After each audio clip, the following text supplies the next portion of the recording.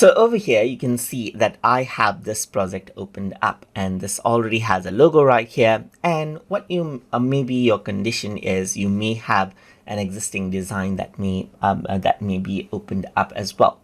But let's say what you want to do is you want to create a new design entirely. In that case, what you can do is you can go around onto the file menu right here and click on create new design. Once you do that, it says remove all contents for new design. That means nothing will be saved right here and it'll simply be replaced. So you do want to make sure that you save your project right here. Just like this. Maybe I'm just going to go around and save it out.